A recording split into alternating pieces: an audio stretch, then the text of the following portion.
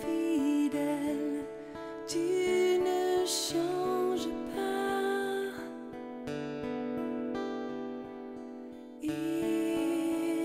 Éternel, mon rocher, ma paix, Dieu puissant, je m'appuie sur toi.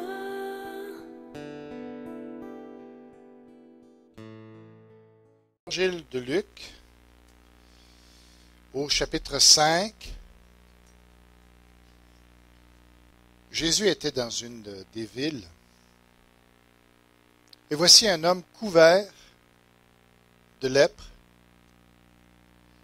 l'ayant vu, tomba sur sa face et lui fit cette prière. Seigneur, si tu le veux, tu peux me rendre pur. Jésus étendit la main, le toucha et dit, je le veux, sois pur. Aussitôt la lèpre le quitta. Puis il lui ordonna de n'en parler à personne. Mais dit-il, va te montrer au sacrificateur et offre pour ta purification ce que Moïse a prescrit, afin que cela leur serve de témoignage. Sa renommée se répandait de plus en plus, et les gens venaient en foule pour l'entendre et pour être guéris de leur maladie. Et lui, il se retirait dans les déserts et il priait. Si vous voulez maintenant tourner dans Marc pour voir un des textes parallèles qui complète un peu celui-ci, ce qui se trouve dans Marc, chapitre 1, verset 40. Marc 1, verset 40.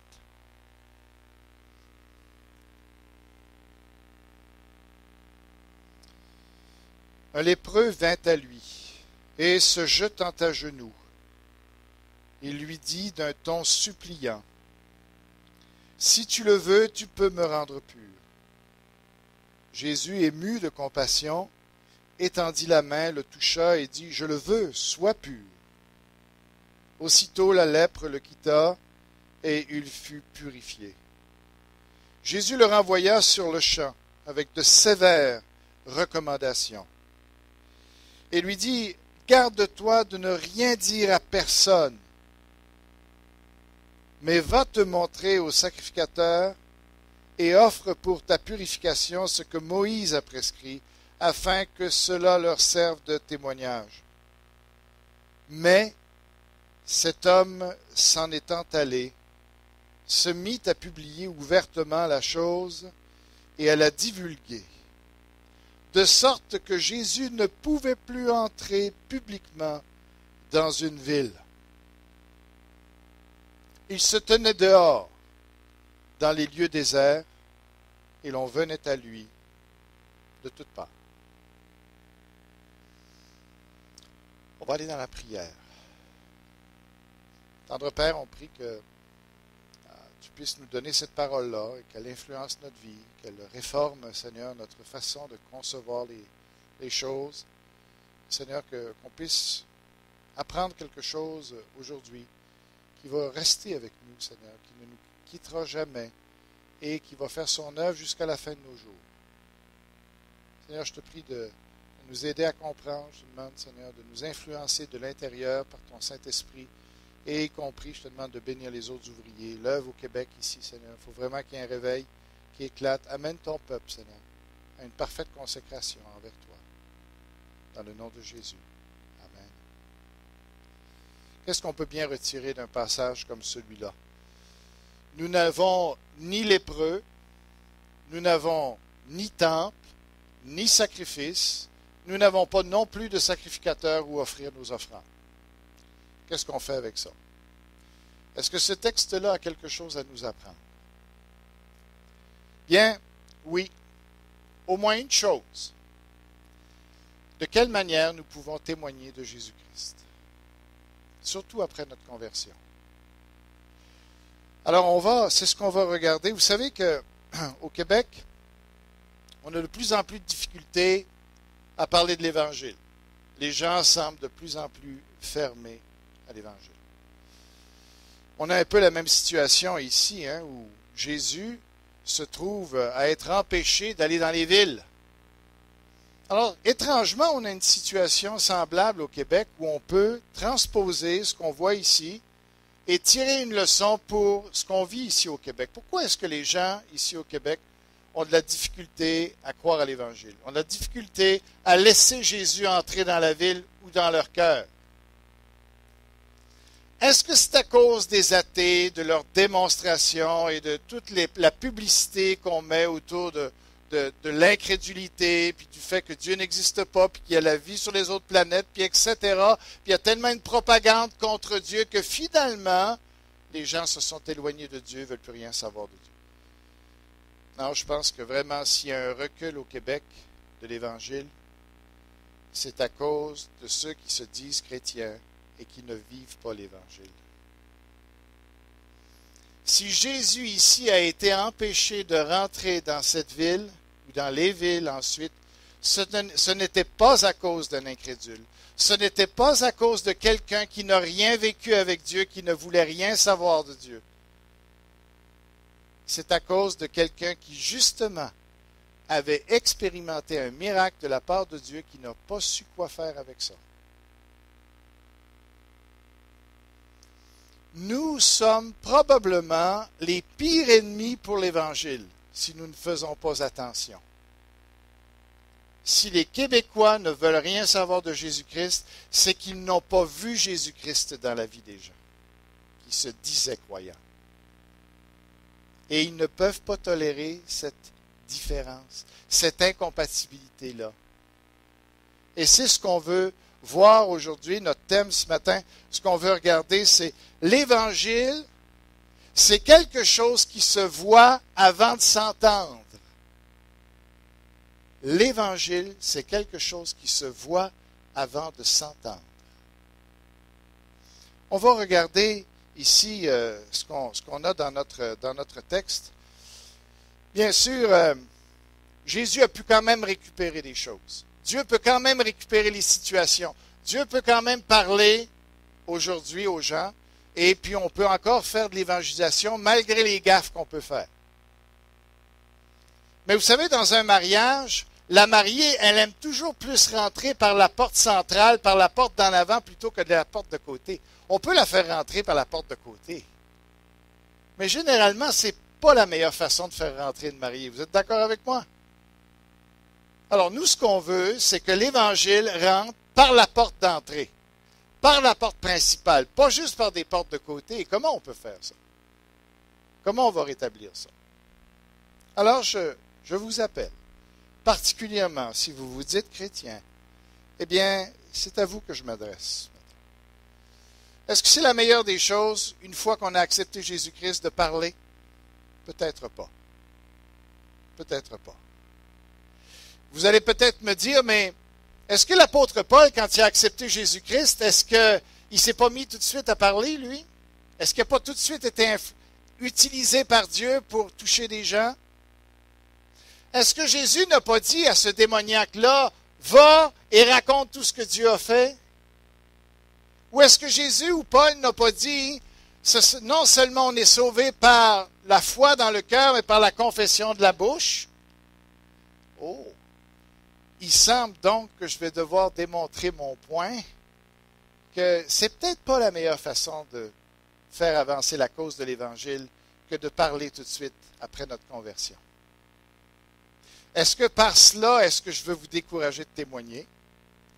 Non, mais je voudrais situer certaines choses qui sont prioritaires. Il me semble que ce texte-là, et je vais répondre à certaines objections qu'on peut donner, mais je pense qu'une des conclusions qu'on peut faire de ce texte-là, c'est qu'il y a d'autres choses à faire pour que l'Évangile puisse vraiment atteindre les gens, pour qu'on perce la population du Québec. Et c'est ce qu'on va regarder. Et tout d'abord, on va regarder la vie de ce lépreux-là rapidement.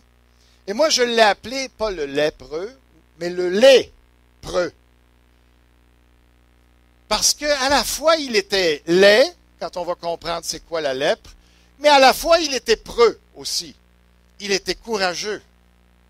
Alors, j'aimerais plus l'envisager comme un lépreux plutôt que le lépreux, tout simplement, si vous me permettez. Alors, en Israël, il y a probablement rien de pire pour quelqu'un que d'attraper la lèpre. OK? Pas seulement à cause des handicaps physiques ou des malaises physiques que ça procure ou que ça donne. Mais c'est, dans un sens, la situation, elle est pire physiquement dans un sens aussi, mais elle est pire que d'être sourd, elle est pire que pour être quelqu'un d'être aveugle. C'est grave, tous ces malaises-là. C'était pas drôle d'être paraplégique du temps de Jésus, c'était pas drôle d'avoir la fièvre, c'était pas drôle d'être possédé. Il y avait des souffrances rattachées à tout ça, mais probablement que la pire des choses qui pouvaient arriver à quelqu'un, c'était d'attraper la lèpre. Pourquoi? Bien, surtout à cause de l'isolement et le mépris que ça causait. Dans tous les autres cas, avec les gens démoniaques, on s'en méfiait aussi. Mais quand même, on voit qu'ils pouvaient même rentrer dans la synagogue et il y avait un certain accueil de ces gens-là. Pour les lépreux, rien du tout. Alors, ce qu'ils vivaient, ils souffraient énormément, mais en même temps, ils le souffraient seuls. Et non seulement ils le souffraient seuls avec les gens, mais ils le souffraient seuls par rapport à Dieu. Parce qu'ils n'avaient même pas accès au temple, ils ne pouvaient pas offrir de sacrifice, ils avaient l'impression d'être coupés des hommes et d'être coupés de Dieu aussi.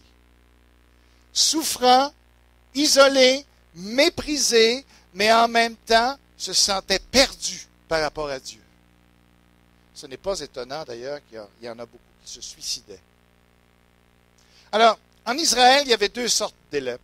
Il y en a une qui affecte la peau, qui est une grave maladie de peau, mais ce n'était pas la pire.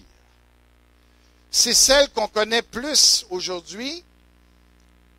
Et qui était la pire? C'est que c'est une maladie qui ronge les extrémités du corps, toutes les extrémités du corps, tes membres, et qui tu meurs vivant. Tu es mangé vivant. Alors tu te retrouves avec des mognons de membres et ça, de plus en plus, ça gruge ton corps et tout ça, et ça saigne, ça fait des croûtes, c'est extrêmement douloureux et tu te vois diminuer comme ça. OK? Tu es mangé vivant. Et c'est à long terme. C'est pas juste comme la mangeuse de chair. C'est une mangeuse de chair à long terme. C'était terrible. C'est la pire des choses qu'on pouvait souhaiter à quelqu'un qui devienne lépreux. Alors, cet homme-là, il était laid, mais il n'était pas seulement laid, il était aussi preux. Parce que il ne devait pas toucher le Seigneur, il ne devait pas s'approcher des gens. Il devait crier partout, « Impur, impur, ne vous approchez pas de moi !» Il devait se retirer carrément, se tenir à l'écart, se tenir dans les déserts. Il n'avait pas d'affaire à s'approcher des gens. Et quand c'était le vent, en plus de ça, il fallait qu'il calcule le vent. Si le vent soufflait dans la direction des gens, il devait encore s'éloigner beaucoup plus. Il y avait toutes sortes de règles qui leur étaient imposées pour protéger la population. Ce n'était pas très contagieux, mais ça l'était. Et les gens avaient terriblement peur de ça. Cet homme-là, malgré cette situation, malgré ce rejet, ce mépris, ces interdictions, cet homme-là, ce jour-là, a dit, moi, c'est fini. Je veux m'approcher de Jésus. Ma situation est trop intolérable et je n'ai plus aucun espoir. Si ce n'est pas en Jésus-Christ, je n'ai plus aucun espoir. Je m'en fous de ce que les gens vont dire de moi. Ça ne me dérange pas. I don't care, comme on dit, de ce que les gens vont me faire si je m'approche. Mais c'est mon seul espoir. Je vais toucher Jésus. Je vais m'approcher de lui. Alors cet homme-là est mu par le désespoir, mais il est mu aussi par la foi, une grande foi. Et il s'approche et dans l'humilité, il ne sait pas si le Seigneur veut le guérir, parce que, comme je vous ai dit, le lépreux se sent abandonné de Dieu. Est-ce qu'il y a encore un salut possible pour un lépreux? Est-ce que Dieu s'est pas à jamais détourné de cet homme-là, qu'il permet ça dans sa vie? Cette horreur-là. C'est pour ça qu'il s'approche. Il sait que le Seigneur peut le guérir, mais il n'est pas sûr que le Seigneur veut le guérir parce qu'il se sent rejeté et abandonné de Dieu. Alors il dit au Seigneur, si tu le veux. Et il se jette à genoux. On voit comment c'est. Autrement dit, il lui dit, t'es ma seule chance. Si tu ne fais rien, je suis mort. Il s'approche et dit, est-ce que tu veux faire quelque chose pour moi? Je ne suis pas sûr, mais est-ce que tu voudrais me guérir? Est-ce que tu voudrais changer ma vie? Alors c'est vraiment touchant comme situation. Et on a vu le lépreux.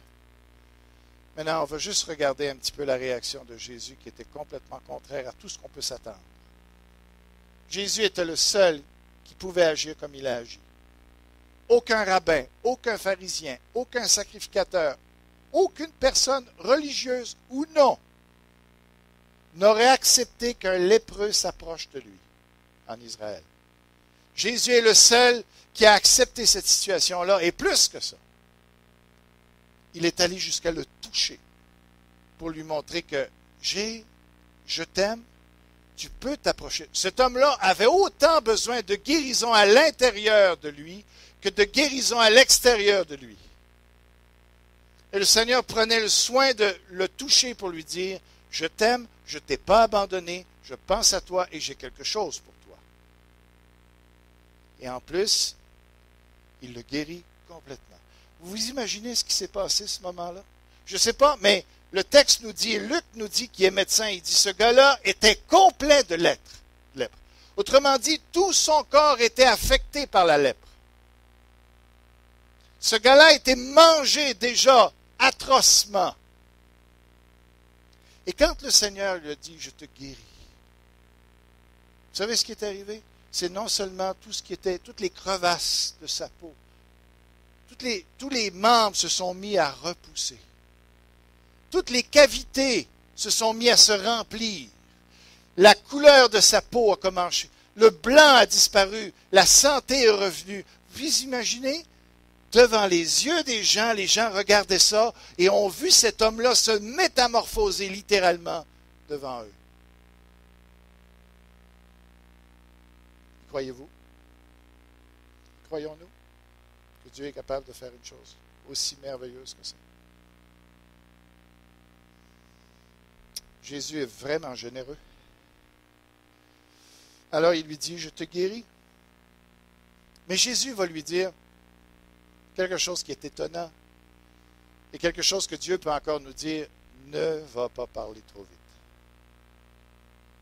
Jésus va lui dire, écoute, et il lui dit, autant il lui a montré autant d'amour, autant là il lui dit avec vraiment tout le sérieux qu'il pouvait lui montrer, au point même de se fâcher avec lui, sachant ce qu'il allait faire.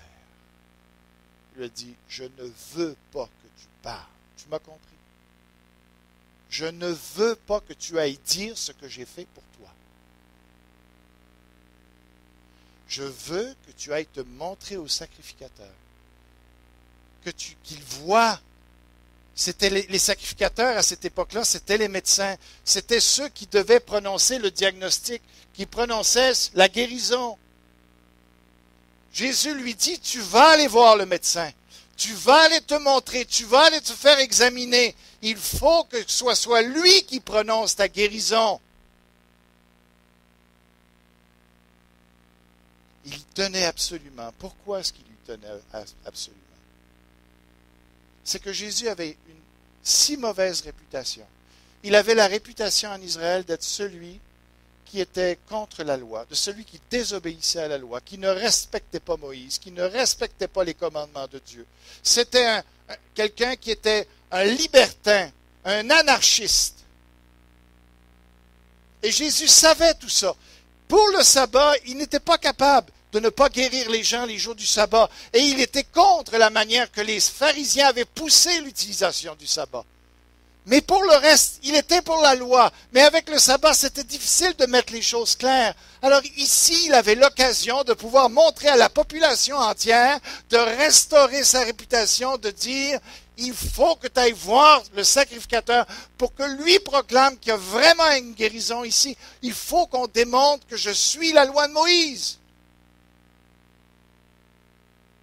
Sinon, on va continuer à dire toutes sortes de faussetés sur moi et je vais avoir la difficulté à témoigner aux gens, je vais avoir la difficulté à faire rentrer l'Évangile ici. Jésus voyait toutes les conséquences si cet homme-là parlait avant de s'être fait examiner. Et il a désobéi à ça. Et il a ruiné la réputation de Jésus. Jésus est obligé de supporter ce mépris-là, des restrictions que les pharisiens mettaient encore. Cet homme-là, en voulant bien faire, a nourri les préjugés qu'on avait contre Jésus-Christ. Et il a donné des armes aux ennemis de l'Évangile qui pouvaient dire, vous voyez, il ne suit pas la loi.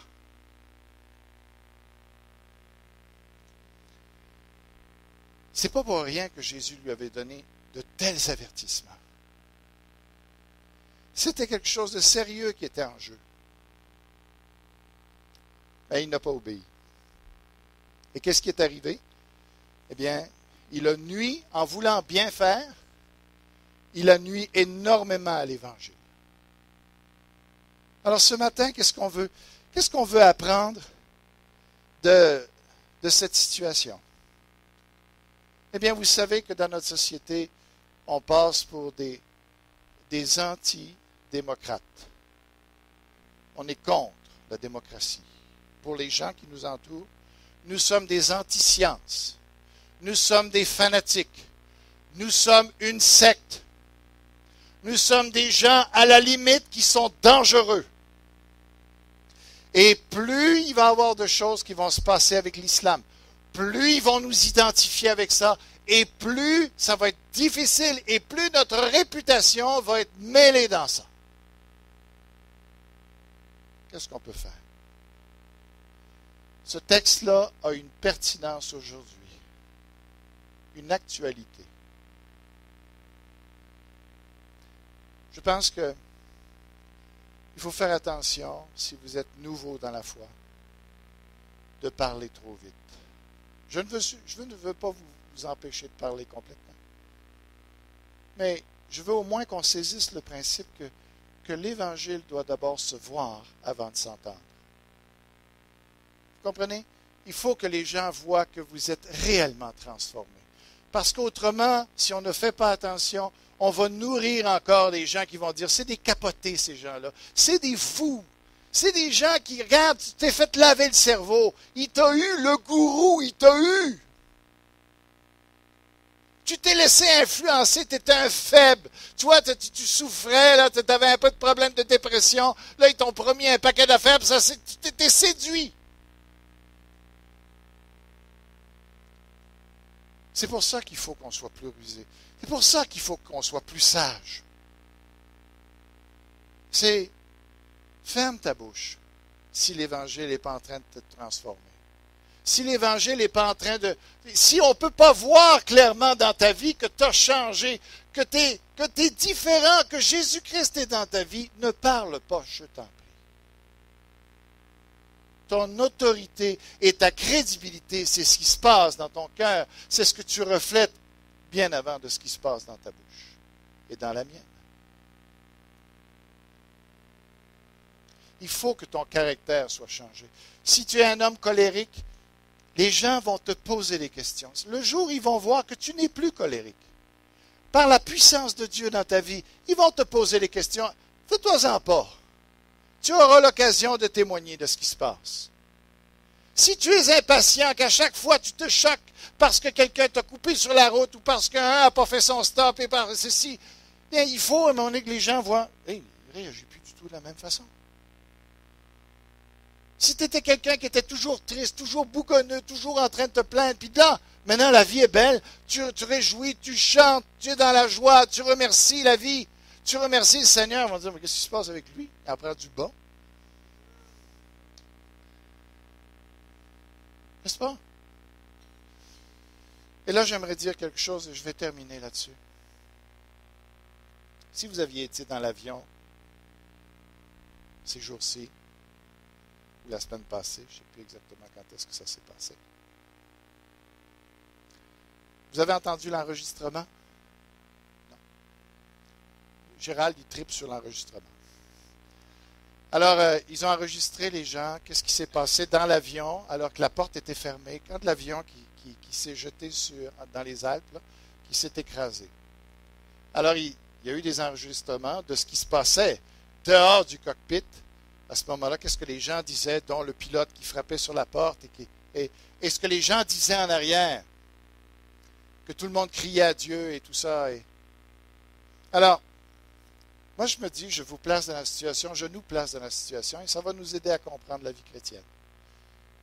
Si on avait été dans l'avion, il y a des gens d'abord qui disent, est-ce que ça se peut qu'il y ait des chrétiens qui étaient dans l'avion? Est-ce que Dieu a permis que l'avion s'écrase d'une manière aussi horrible comme ça avec des chrétiens à bord?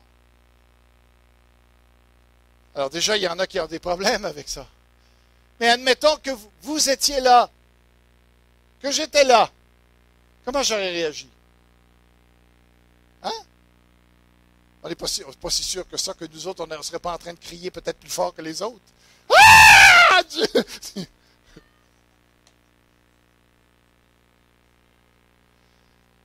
Alors, comment un chrétien aurait dû se comporter là-dedans?